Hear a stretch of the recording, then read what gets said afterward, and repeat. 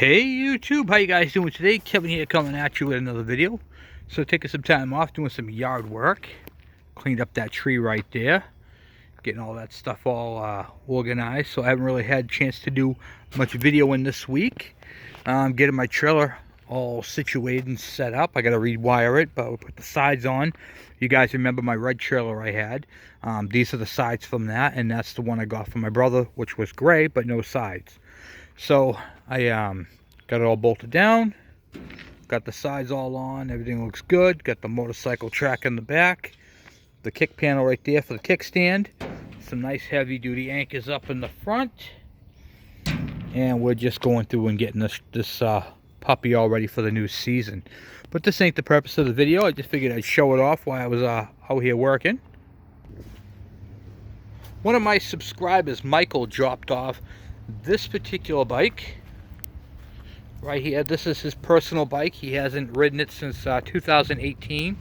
And then we have this bike right here that came as a parts bike. Has the engine, has a tank, has the exhaust, all that type of stuff. And what he would like me to do is first get that bike running, because it doesn't run, and take the parts from this bike, modify them, fix them, whatever, take all the good parts or the best parts from this bike and put them on to this bike. So we're going to do that. We're going to be going on the channel, we're going to be doing a diagnostic video. This bike does not run, and it is a prime what do you call it there, prime example of how I get the bikes. So I'm going to show you guys how I do, not on this video, on the next video that I work on this. We're going to get this bike running. We're going to do all the preliminary checks. I'm going to teach you guys the proper way to do a compression test and how to check different things. So we're going to go right through the whole entire thing. The bike in overall condition is not too bad. It's got, let's see, was it 2,500 miles? That is not bad. So this thing's a baby. I believe it's got CDI ignition in it, but there was a thing with the motors and all that, so it could be points, it could be CDI, I'm not really sure, but we're going to take a look at that. So he swapped motors and parts and pieces. So we got it all together. He got it all together, so we're going to clean it, modify it, do whatever we got to do to it to make it work properly. So I wanted to show you that. We're also going to be talking about something interesting today. Okay, that came up, and I'm going to do the video on it right now. Okay, so I love the questions. I love them. They are awesome questions. They are legit questions, and they are questions that need answering. And that is what I do on my channel. I answer your questions. Okay, so the question came. Kevin, I had a two-stroke bike. It was a Yamaha GT80, just like this one, but not this color, not this year. And I've pre-mixed it, and I've been running a premix in it for about 20 years, and I have had no issue premixing my oil and fuel mixture, and my bike has an oil pump. Yes, it does have an oil pump right underneath that cover. So how come I have no damage to my bike? That is a very, very good question, and I'm going to answer that question right now. This particular style bike can be pre-mixed. Also, and this style bike can be pre-mixed, and this also has an oil pump. However, this bike should never be pre-mixed. Okay? So, all three bikes that I showed you have oil pumps, okay? Now, the same thing goes for the KD80, the KM100. They should never, ever, ever be pre-mixed because it destroys the rotary valve.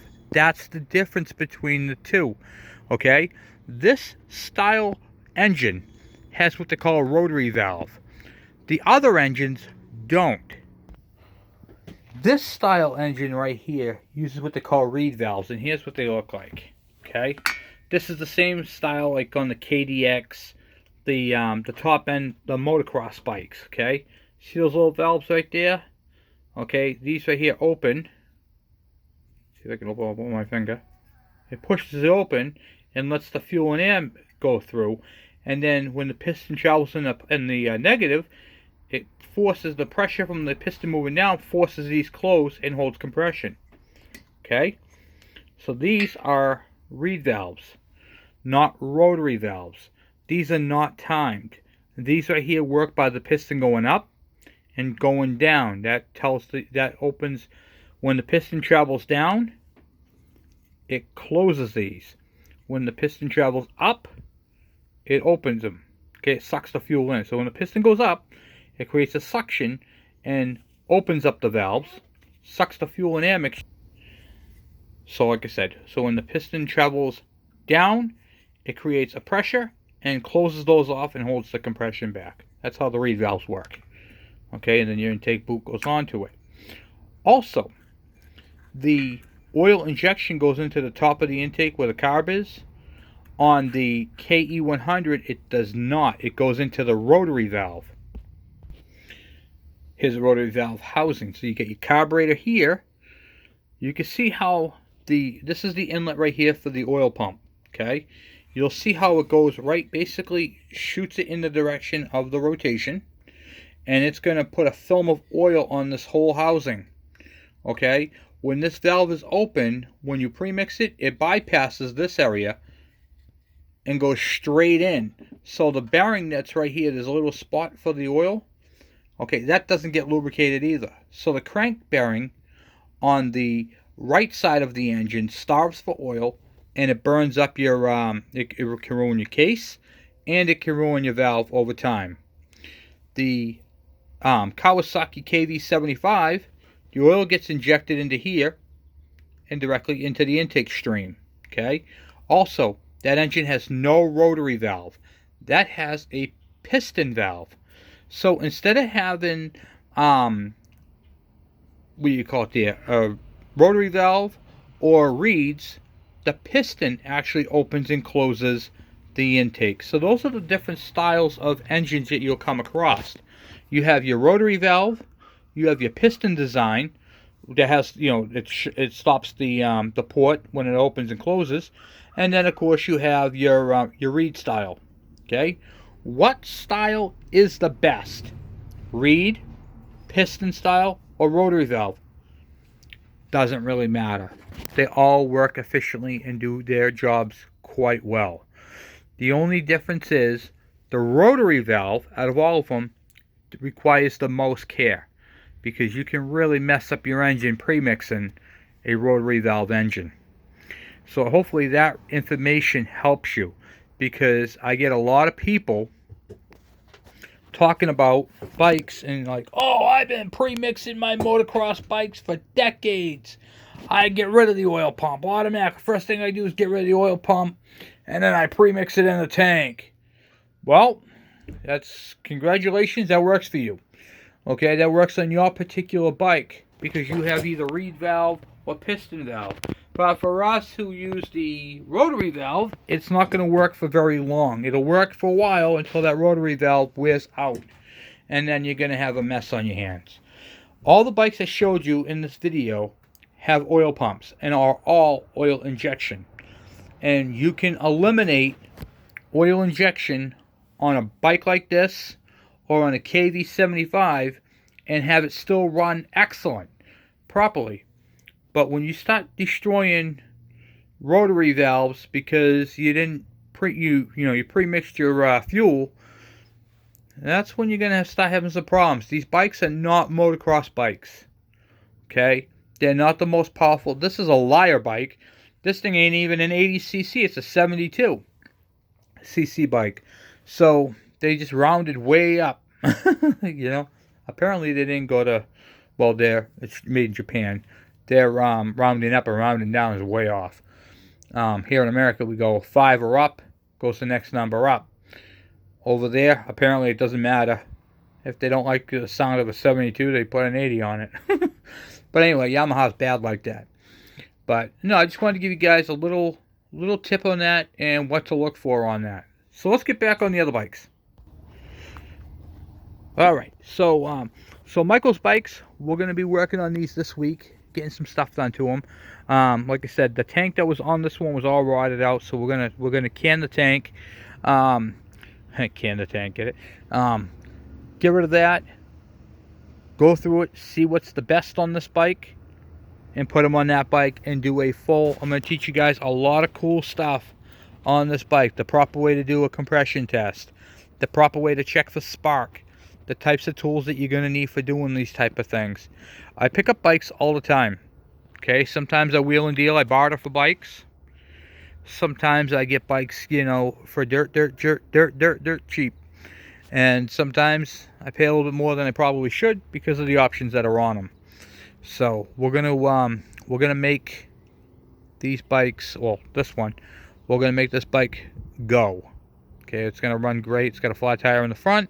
We're gonna pick the best set of tires. He wants that back tire on this bike, so that tire will go on that tire will go on this, and we'll check out the front. We'll see which one's the best, and just gonna keep going through why we have them apart. We're gonna check the brakes, see which brake system is the best, and we'll use it that way, and we'll just keep going and going and going and going and going.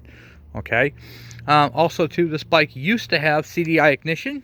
You can tell by the blue connector. This is what I was talking to you guys about. How to identify your bike if it has CDI. It would have a blue connector.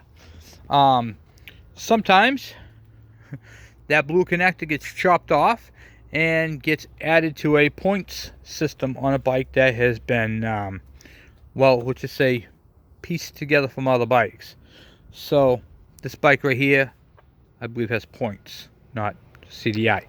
But anyway, just different things like that. You know, you can kind of piece it together and all that. So I just figured I'd do a video, show you guys. I don't know what's going on with the exhaust tip on this. We got to check that out. Doesn't look right to me.